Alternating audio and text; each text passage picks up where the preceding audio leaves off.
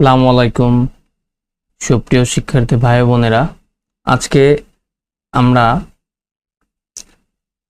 47 ও 48তম BCS সহ সকল সরকারি চাকরির প্রস্তুতিতে ইংরেজির গুরুত্বপূর্ণ আলোচনা করব। Choose the correct alternative to complete the sentence. Choose the correct alternative the complete the sentence. He dash us to see us if he had been able to। Option আছে উড কাম, অপশন আছে would have come, option আছে may have come, option আছে মে কাম।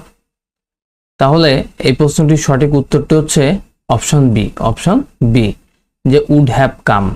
He dash to see us if he had been able to would have come.